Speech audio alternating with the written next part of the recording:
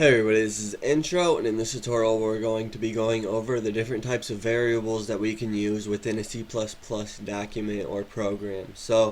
Um, just a quick note, when you start C++ or code blocks, you get this console application. It's the last thing that pops up before you create your actual file for the program. We don't need the create release configuration, so I would leave that unchecked for now. Just a quick tip.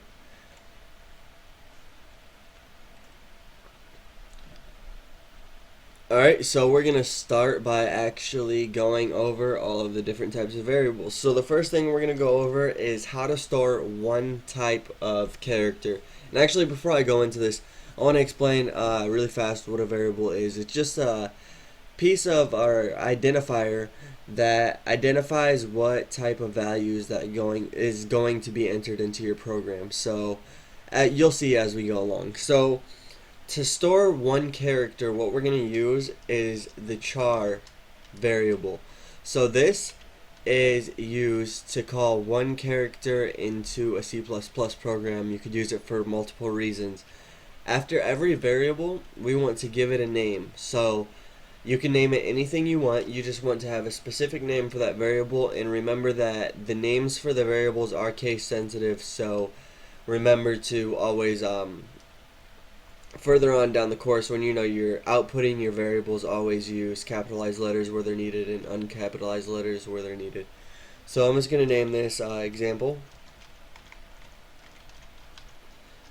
And after that, we put the equal sign to set it equal to something. And we don't use double quotes, we use single quotes. And we just enter a letter. So I'll just put I. And then of course we end our statement.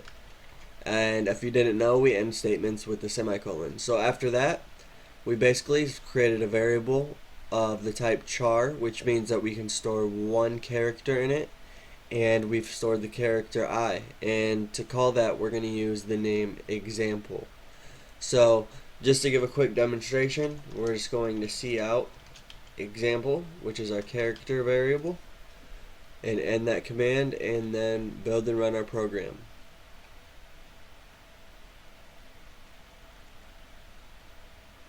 Alright, and you see I. I'm not going to do this every time for every single variable. I'm just showing you how it outputs and everything. We really don't need to go over output in this video. I have another tutorial on that, and I'll actually put the link for it in the description.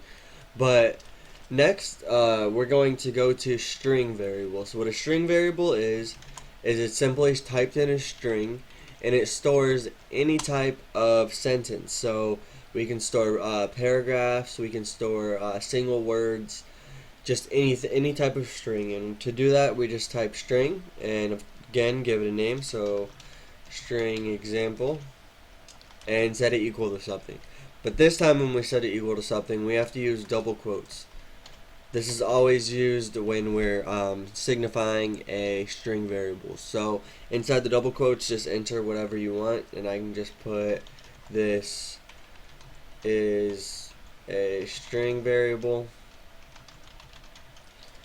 and that's the end of our string variable. So string variables are used to store sentences, paragraphs, or words, and characters are used to store single letters. So next we're going to move on to actually our arithmetic or our number storing variables. So these are the variables that we use to store characters and strings, and the next set will be used to store numbers of all different types. So what we're going to go over first is the first variable that you should know, because our main function is called it, and it's int. So int, which stands for integers. So for integers, we can store basically any whole number or natural number. So after int, we can just give it a name. So I'll just put whole number and set it equal to a whole number. We don't need to put any parentheses when we're storing any type of number value. We just enter the number and then the semicolon to end this statement. So put the semicolon, and our whole number will be 55. Next, we're going to go to float variables. So what a float variable is, Okay, so what a float variable is it can store decimal values, as an integer variable wouldn't be able to store a decimal value. Floats can, so that's the only difference. So let's put decimal value and set it equal to 67.7867, and of course and that's how we create a float variable. And just if you wanted to go through, you could actually just go through and output these with the cout command, just to make sure, just to get a deeper understanding of what's going on. But the next variable we're going to go over is double, which is basically like the float variable, but it stores a little bit more information. And I actually put a link in the description to the actual C++ web page that will show you exactly the values that it can store, which really, when you get into a high software development and stuff like that, will matter. But for right now, it really doesn't matter. All you really need to know is that floats store decimals, double store decimals, integers don't. They store whole numbers. And for the double, we can just name this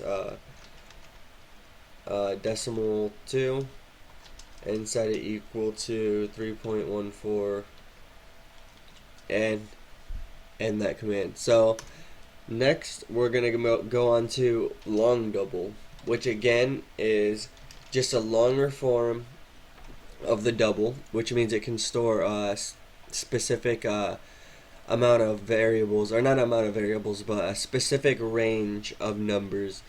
And again, I will put a link in the description to that exact value. But after we enter long double, we're just going to again remember to put a space right here when declaring this variable, and name it. So just name it L double and set it equal to,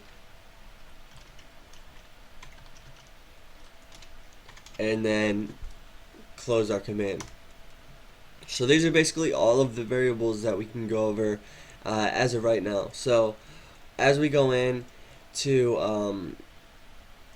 a more in depth, we'll go over different variables. For right now, these are the ones that you need to remember, and remember them perfectly so you know when to call them and when not to. So thank you for watching, and the next video that I'll be making is actually going to be on functions and prototyping. So please subscribe, and thank you for watching.